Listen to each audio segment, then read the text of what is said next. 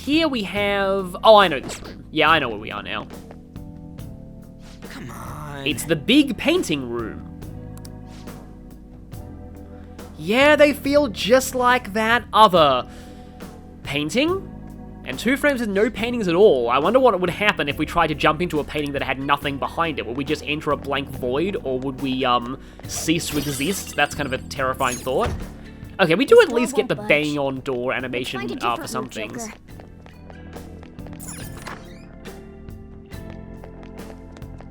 And now it is time to enter the paintings for a part of this palace that was shown off in trailers. And one of the only parts of the palace that was shown off in trailers. Like, the thing that I actually really... I guess why I also have fond memories of this palace is that the first palace, and a lot of the later palaces, in fact, had a very heavy marketing push in the trailers. This one really just showed footage from Yusuke's Awakening, the end boss fight, and this room, and that's it. Also, in the trailer, this is the part where Igor was narrating, basically, the concept of palaces, so that's why I remember it. But yeah, so when I actually got to this palace on my own time, I was like, wow, I have never seen much of this, and it's really different to what I expected. So like, unlike Kamoshida's palace, where a whole lot of that was directly shown off in the trailers.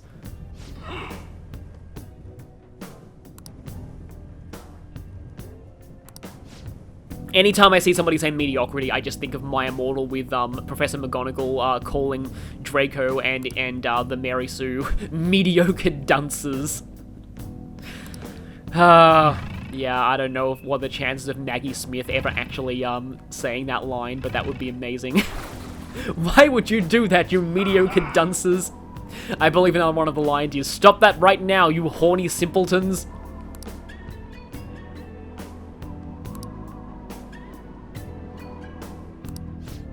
Yes, blah blah blah, I am a god. Typical villain stuff. So yeah, you might notice here with Third Eye, there are multiple paths to go here. And if we do this... What? Yep, we're back at the camels. Which also reminds me of where in Time and Carmen Sandiego there is a, there's an episode that involves Mansa Musa's voyage to Mecca that also involves camels and having to find salt.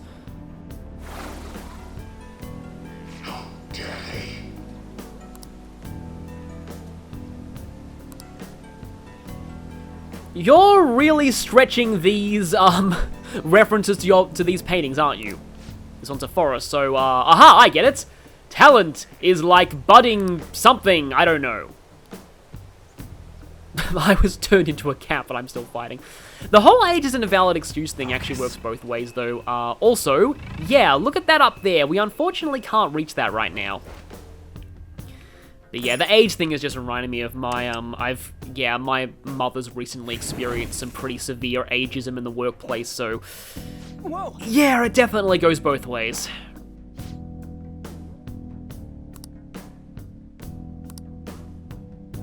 There's not really a whole lot to say about this gimmick. It's just a pretty cool gimmick overall.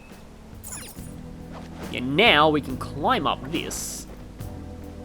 Heading through here. Which takes us back to the start. We kind of wanted that anyway. Because now, I believe we have to take the route that previously led back to the beginning. Yes, we do.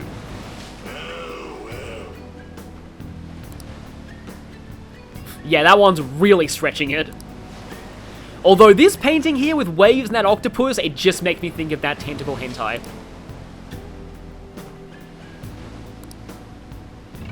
Also, so here, jumping down is the correct option, but I want to show what happens if you do this because it's pretty funny. How suspicious. Yeah, it's totally safe. It should be fine. Well...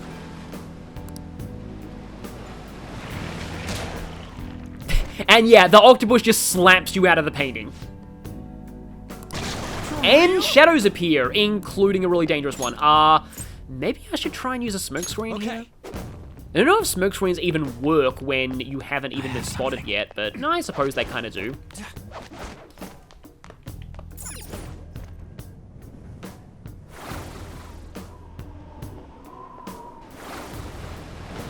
I just wanted to show the octopus slap because it was funny. This is what you're actually supposed to do.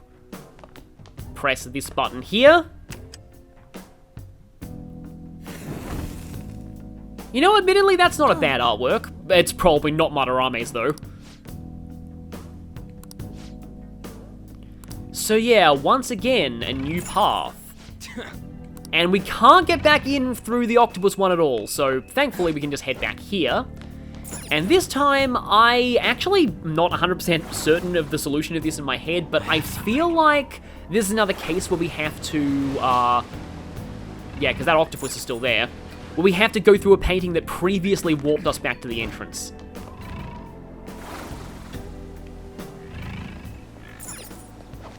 So climb up here, through this rock, and here we are.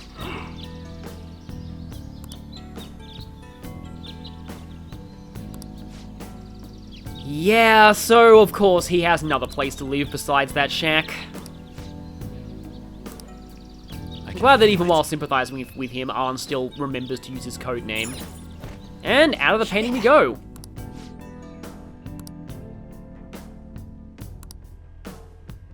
I've got to attempt to voice this. These are no paintings. They are just meaningless self-assertions placed into picture frames. I'm absolutely not good at imitating Matthew Mercer at all, so yeah. Don't pay that any mind. I am disgracing the great Matthew Mercer, so I shall stop that now. Oh, right, okay, this room, this room doesn't ring a bell for me in the original version, so I'm guessing this room's new to Royal. I actually wanted to ambush. Show me your true form. But yeah, I'm guessing this is a new room in Royal. Oh yeah, that's Stranger Danger, I love that. You're so gorgeous, Panther. Guess that's one more to the Morgana simp count. Okay, Forget doesn't prevent you from using basic attacks at least. But, eat Sai. I always hear Masai in my head as Mapsy. Well, that was dumb. And that actually could have been really bad. Now that Morgana is in the active party, though, I probably could use him as a healing battery. Okay. Let's go ahead and do that, actually, because if we go into stats here... Because, yeah, actually not stats, you need to go into skills, go Morgana, Medea, and Morgana's Medea heals pretty decently thanks to his, although Proud Presence, I believe, only works in battle, not outside of battle, so actually, no. But hey, he's still a... There's a strong Really? Another Shiki Orgy? Well, okay, it's good experience. You got him on the ground! No sudden I knew move. you could do it, Fox! Okay, gimme.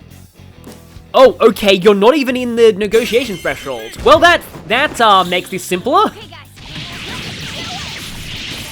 Your money or your life doesn't mean anything when Yusuke's dead. Oh, wow, he actually barely survived. Nice. But yeah, your money or your life doesn't really mean much when, you have no money.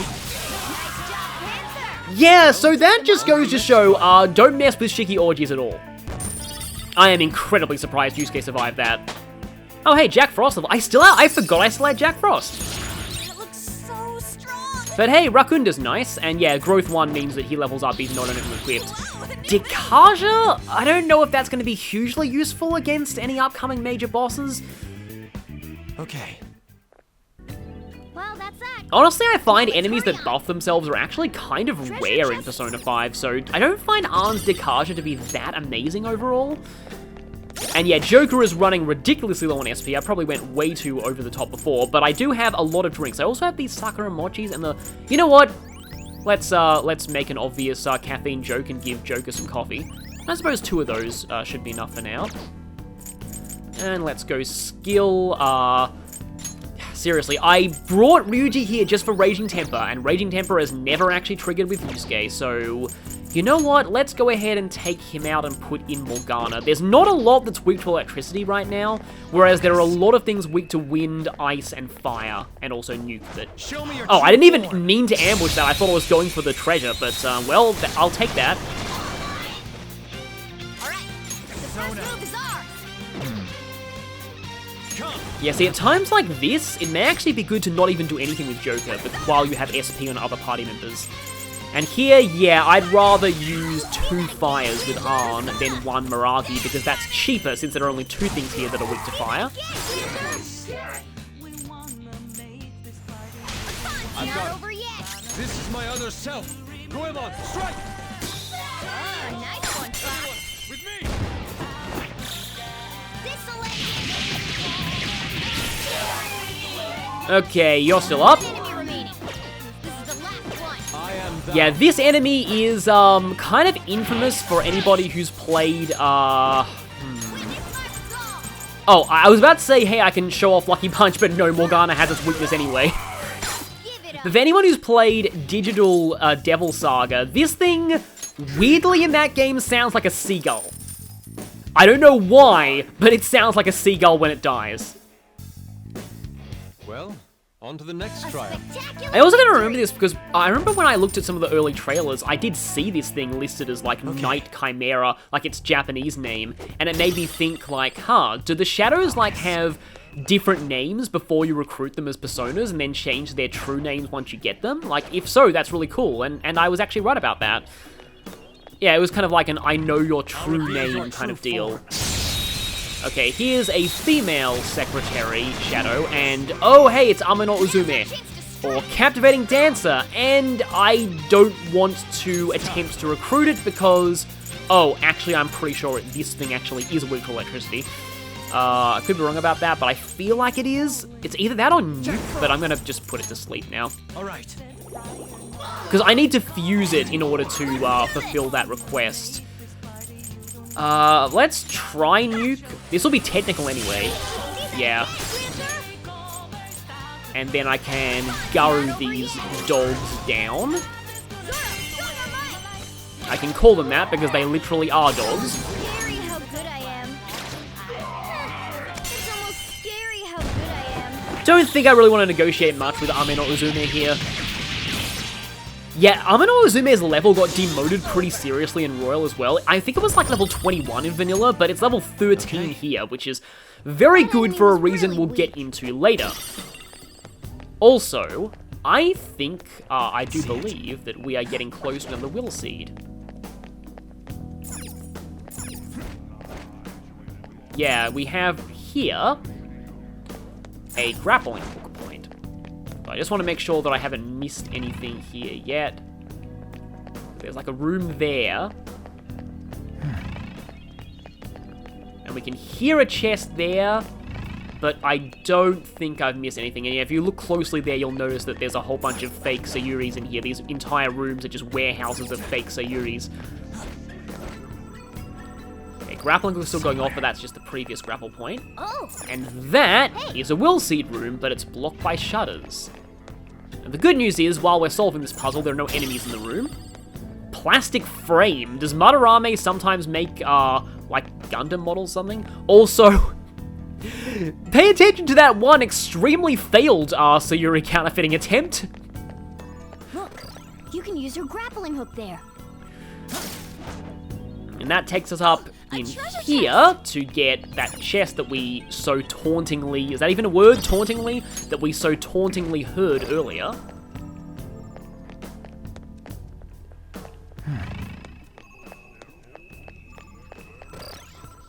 Yes, this just lets us grapple back up to this room. Looks like you can use your grappling hook here. I wonder where it leads to. Ah, and this leads to a button. I was overthinking it, as usual. You just have to jump up here with the grappling hook, hit that button, jump back down, and now we can get Will Seed numero due, to speak Italian. I was going to attempt Spanish, but I never learned Spanish, but I did learn a little bit of Italian.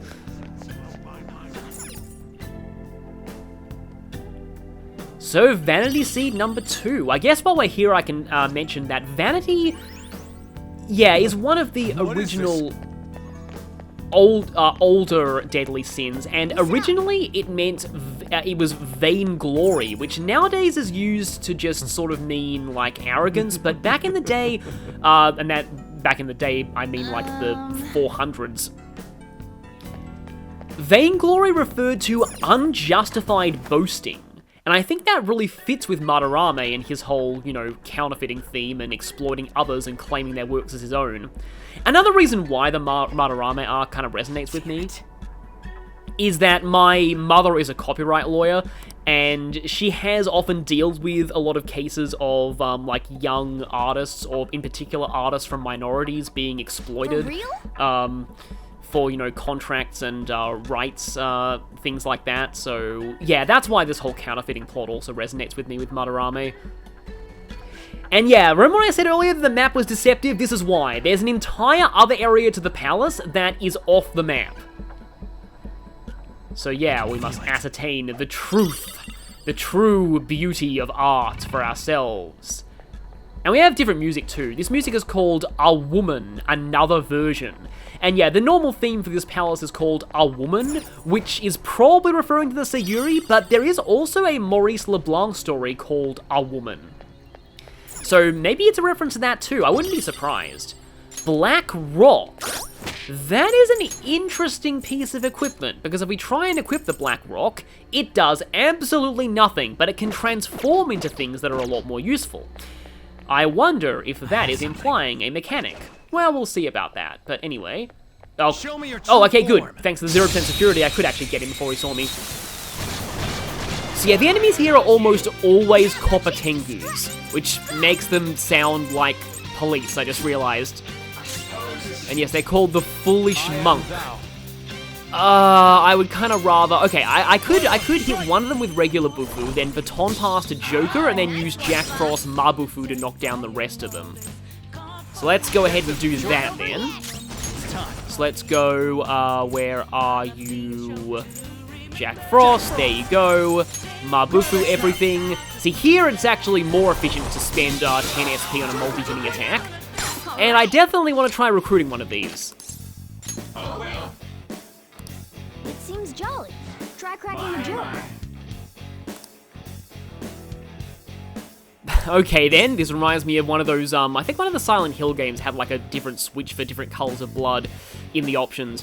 Red, green, I don't bleed or cry. How about green? Is that jokey enough? Yeah, that's jokey enough for you. By the way.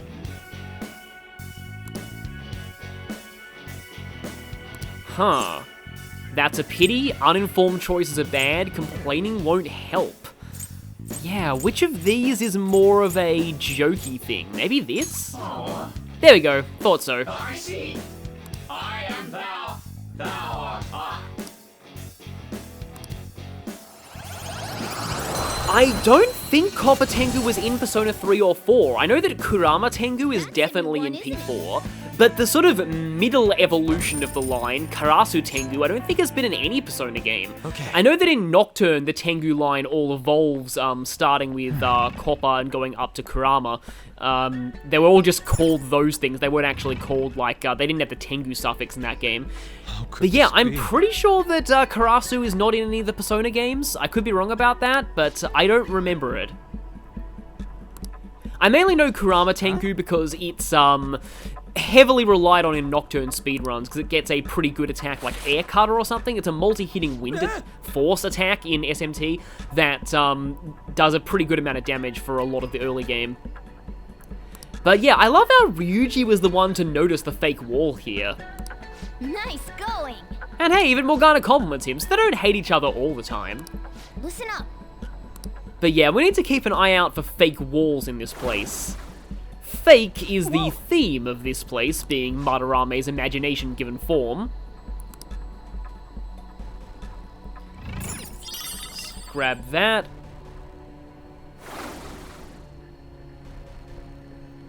And speaking of fakes and Hey, look at bad sculptures, there are two paintings here. Remember I said earlier that Madarame horribly failed at making counterfeits? Well, this is why. But first, let's just check up here and grab that. Getting a lot of these animal brushes. So up here, there's an exit, and if we try and head through here, it leads us back where we came from. Well, what about, well, firstly, let's grab that. What about this exit? Nope.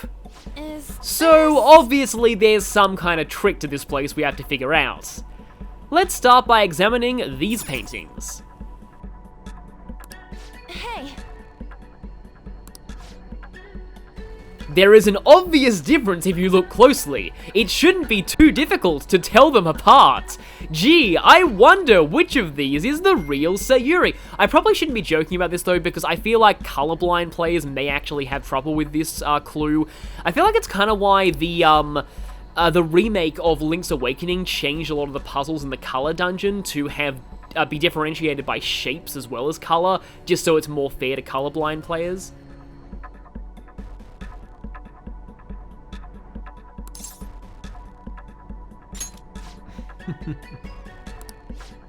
But this just reminds me of there's a comment on the, this track in the OST on YouTube that's like, you know, there must be something to differentiate them, and then it's like, one of them is effing blue.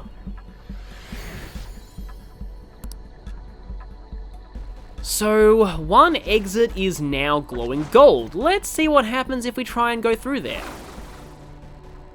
Yes!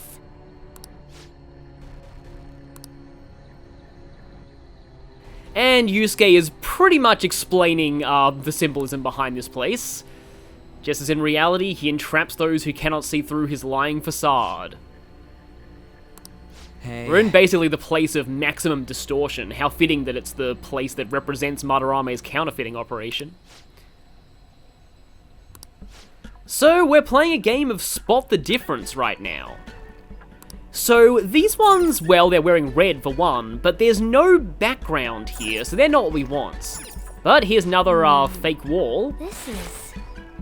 But it just leads to a chest. Soul Drop is nice to have, though. So yeah, that one actually does have the branch behind her, and that one does not. So, yeah, of all of these, this is the only one that could be the real one. Well... And so the light of the real Sayuri, or at least the fake of the real Sayuri, will guide us further in.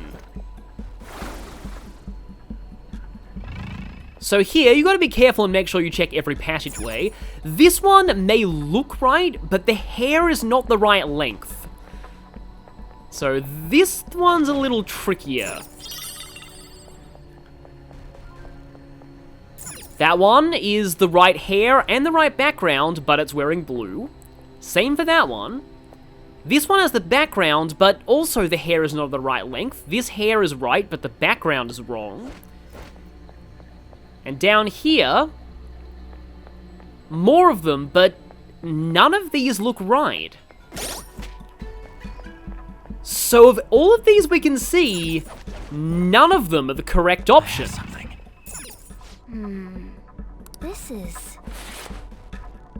Yes! The correct answer is in fact the secret Sayuri that is hidden behind a fake wall. This is the only one that matches all traits of the real one. Well... Yep, all the ones on display were fakes and the real one was hidden away, just like what Madarame does in the real world. I do really like this puzzle in particular. Huh? I think it's actually a pretty creative idea. But that light just didn't go to a door directly. So let's head through a wrong door on purpose. Damn it. Yeah, something must have changed, because if you remember from earlier, the first Sayuri light went through this way. This door was blue before, but it's gold now. So, this is where the final light went. I mean, Morgana says that, but we're actually through the deeply distorted area. And we get a blank card as a prize. That one, we'll learn more about what to do with it once we, well, I've already said it, start Yusuke's Confidants. And that's the end of the question mark area. Isn't that... A pretty fun diversion, but it leads us to... Madarame himself, and what looks like the treasure. That means... but there's a giant laser grid around it. So we're gonna have to do a little more investigating before we really figure out how best to lift this thing. Conveniently though... Hey, Oh, not even allowed to go there. I can even see the door of the safe room, but nope, first we have to check this out. There it is. Doesn't it look a bit hazy? For the time being. Once we send the card and make Madarame aware it'll be stolen, it'll materialize like, yoo-hoo! I wonder what form it will take. Who knows? Bet it's something like a self-portrait. The source of what distorted Madarame's reality this much. I've already seen some people in the comments correctly guess what this is gonna be. It's honestly not too hard to figure out. So, what now? Think it's safe to say we got a route set? We know where the treasure is, but I'm not sure that we've necessarily secured the route. Huh? Why's that? You must be talking about the infrared lasers surrounding it. That, and the outer perimeter is swarming with guards. Forcing our way through will be difficult. So we'll need to find a way to steal it, too. This is tougher than it was with Kamoshida. We just have to make one final push. Let's check this floor. I feel like Kamoshida left his treasure relatively unguarded because he was just so confident that nobody could ever reach it. Madarame, though, he's a lot more on guard, and well, he's more of a villain with good publicity. It makes sense this would be a bit trickier. As I said, though, it's safe room time. Looks like we can use this place to rest.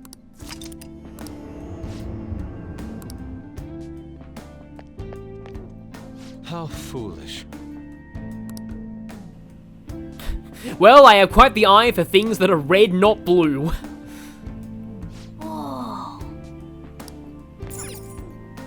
Well, I've actually seen some people mention that that laptop may be a parody of MacBooks and like the Apple logo. I know that Macs tend to be favored for art-related programs, so I can see one of these appearing in an art gallery or museum.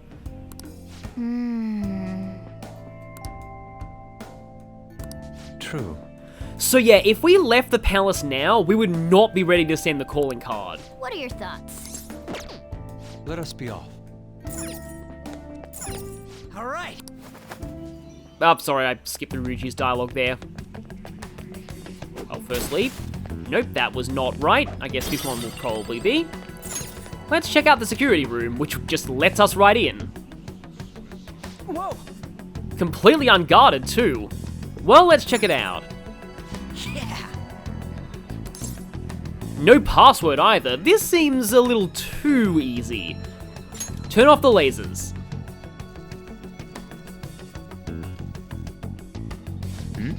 No. Ah, right. That's why this one doesn't need a password. Hey, Unless we somehow disguised ourselves as Madarame, that'd honestly be a pretty fun plot point. Or, you know, forced him here, but I don't know if we could really get that to work. Shut down the main power.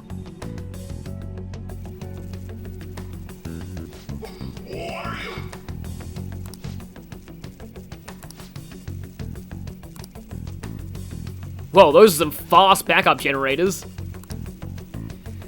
Madarame's museum has only the best in mental electronics.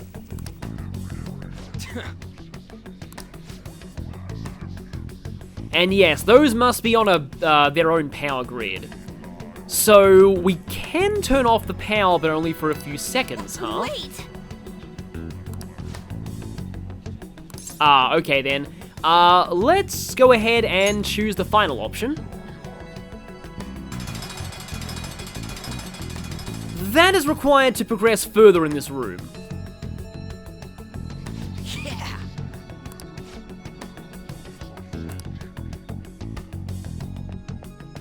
And I just realized I probably should have brought Ryuji here, because I think I know what this is. Because in this last room yep, I should have brought Ryuji. Let's go. Because these things are actually weak to electricity. I definitely remember that. These are the hunting wolf spirits.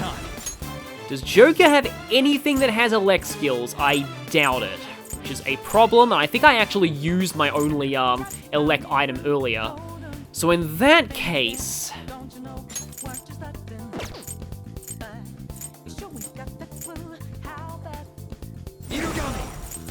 how about we try Pulimpa? Okay, we got one of them confused. Thankfully, it's the one that's going next. So let's go ahead and sleep the other one. Nope. Okay. Please don't all go at once. Okay, it's not doing anything. Let's go. Yeah, I have used all of my... seems like I have. That is kind of a pain. Oh, by the way. Ready on your mark. Not that one. How do you want to do this? There we go, he said the thing! I'll try this. I think that one was actually added in Royal. Suppose I can show this too. But yeah, that's a reference to Yusuke being voiced by Matthew Mercer, who's also the Dungeon Master on Critical Role. For those who don't know, how do you want to do this is what Matthew Mercer says when somebody's got the final blow on a boss. And basically... it's the player's cue to describe how they deliver the killing blow to the enemy. Cool. Looking cool, Joker. Too technical, and okay, that was a knockdown, so I can do this. Let's try a lucky punch. Okay, got the crit there. Persona. This is so much easier with Ryuji, unfortunately. I missed. Really? Okay, you're going next. Let's sleep you. But while this somewhat train wreck of a non-Ryuji fight is going This is my on, other self. Goemon. I just like to just mention my story with finding out Yusuke was voiced by Matthew Mercer. So, Yusuke is voiced by Tomokazu Sugita in Japanese, which means he actually does share his voice actor with Chrom from Fire Emblem Awakening in both Japanese and English. When I heard that he was voiced by Sugita in Japanese, and then I saw Yusuke's Awakening scene in Japanese, I instantly thought, he's going to be voiced by Matthew Mercer in English. And I turned out to be right. I was completely wrong about my guess for Ryuji's voice actor, though. Indeed. I'll talk more about that later, because who I guess for Ryuji is actually somebody who voices someone else in this game. But yeah, speaking of Ryuji, let's go ahead and put him back in the party. Yeah, I'm gonna take out... I think Inugamis can still show up, because Makami's kind of like a counterpart to Inugami. I probably should save again, honestly. Oh, and Arn has something new to say. Hey. I can't believe you could figure out that a painting that was blue is not the same as a painting that's red. I'm sorry, I just have to keep going on about that. Oh. Hey. But yeah, there is the third and final will seat in this room. I mean, it makes sense. This is the end of the palace. Also, I can hear a chest, but first, let's take down this secretary. Oh, that's a lot of copper tengus. Oh, they're weak to, bless, I almost said light, as well as ice. Just like the Omorakis. Nice, Joker. Okay, now here's something that I really like doing with Yusuke. I am thou. Thou art dead! Very nice. Everything art On dead. to the next trial. Victory. I think the Giant Slice and its variants are really underrated skills. In all of my playthroughs, they've served me extremely well.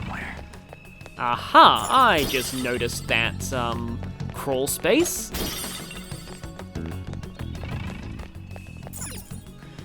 My overall experience with Matthew Mercer as a voice actor, this seems like a bit of a non sequitur, but hey, it's related to what I was saying before. I have more than enough lockpicks for this one. Is that, back when Fire Emblem Awakening's English voice cast was first revealed, and by the way, I was absolutely shocked that Awakening had good voice acting. Because Fire Emblem Awakening, it kind of came out at a time when when Nintendo games were not known for good voice acting, and then when there was Kid Icarus Uprising, I had a feeling there was a grapple point here, which had really good voice acting, and then Fire Emblem Awakening, when I heard, like, Sully, it was Sully's confession that first convinced me that this game was actually going to have good voice acting. But anyway, when I first heard Crom, everybody I knew thought that it was either Roger Craig Smith or Troy Baker. Then we all found out there was some guy called Matthew Mercer that none of us had heard of before, and it's like, who's this Matthew Mercer? Then we play Awakening, and it's like, huh, he's actually really good as Crom. So that was kind of a surprise. And then I found out that he was also Alvin in Tales of Exilia, who was also voiced by Tomokazu Sugita in Japanese. Pretty much the only Sugita role I know of that is not also Matthew Mercer in English is Oliver in Fire Emblem Heroes. Honestly, I would love to hear how Matthew Mercer would do Oliver, but Richard Epcar did Oliver quite well too. Now, I am not going to fight that thing just yet. Oh boy, that Will Seed Guardian. If you thought that Mr. Penis imagery was bad, this thing is even worse. And it's hard to be worse than Mara, but it is. Because, yeah, okay, so right here, we have yet another grapple point, but we also have a safe room. Yeah, they give us another safe room so close to the previous one on this room, just because this Will Seed Guardian is that bad. Oh, man. I'll just Ryuji. Again, I shouldn't be making fun of potential color blindness. Okay. Oh, But I believe it was, yeah, so then Matthew Mercer took over for Troy Baker when he couldn't be Kanji in Persona 4. And I thought he did a pretty good job. But then it was only later that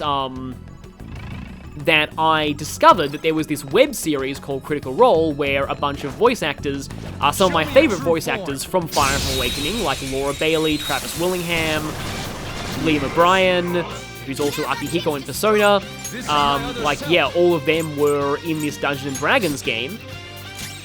And I think at the time I first discovered it, like on TV Tropes, they were in the Briarwoods arc. it's our chance. You can hit the weakness. But I didn't actually watch it back then. It was only after I first finished university and had a lot more free time on my hands that I started watching Critical Role from the very beginning of Campaign 1. And it kind of instantly hit me. Just, like, kind of what I was missing out on with Dungeons & Dragons in a way. Overly Sarcastic Productions actually put it pretty succinctly in a video that I saw of them recently. It's like, Critical Role and the rise in D&D streaming shows recently, it basically showed people like, oh, this is what Dungeons & Dragons was. This is like what all those nerds were doing, like all those years ago when they were talking about D&D and playing it. Like, I always thought of D&D as just, oh, this is actually quite painful. Thankfully, Joker blocks it. Morgana seriously got one-shotted by that? That's kind of surprising and also painful. Oh, crap. Don't hit Joker, please. Oh, wow. I forgot how powerful these things are. Okay. Don't underestimate, Nues. According to plan.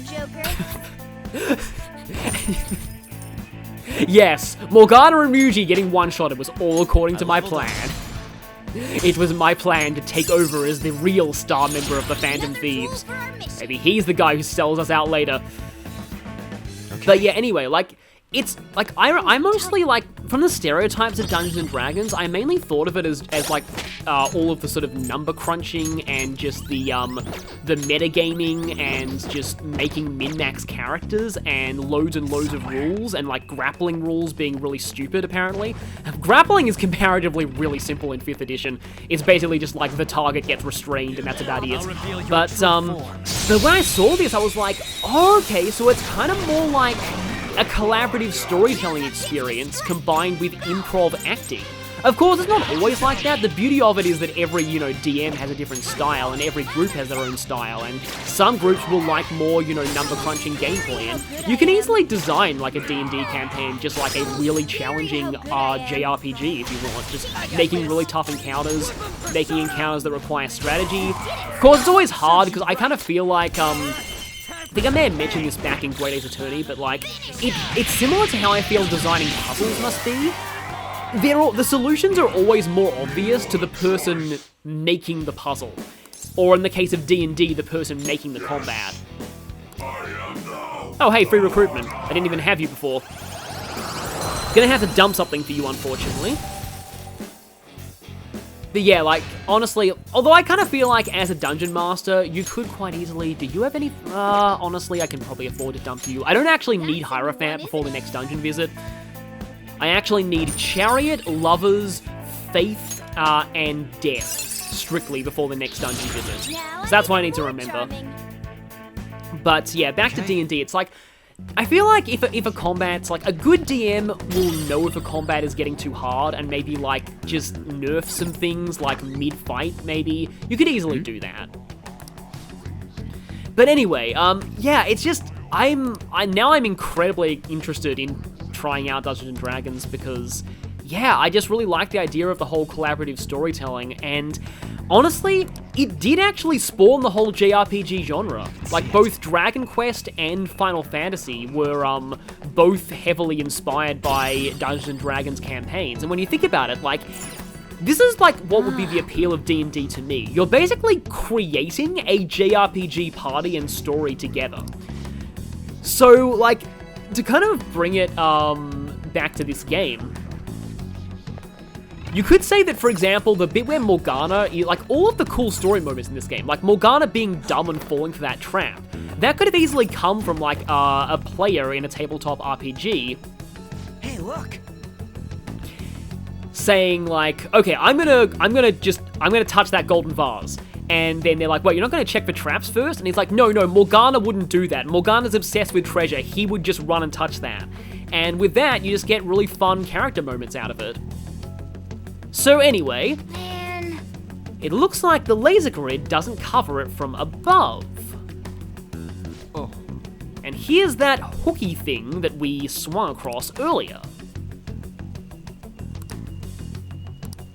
And yeah, Yusuke with his artist aesthetic discovered that, but before we do that, I want to show this first. Because figuring this out is also important. There's some platforms here that lead to a window. You may see where this is going.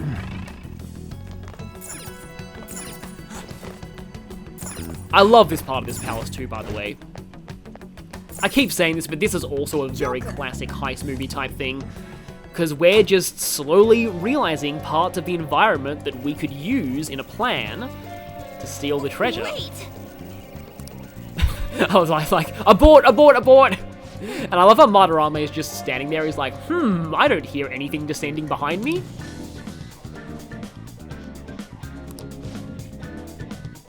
Something you can do to make sure it doesn't happen, huh? Turn him. You know what? I'm gonna say it. Hey. Yeah. Hold a moment. We only have a few seconds of power outage, but a few seconds is all we need. I've got a good idea. I mean, splitting up, speaking of D&D, is usually considered a bad idea in tabletop games, but hopefully it goes better for us. I mean, when we split up with you know, Operation Nudity before, it worked pretty well.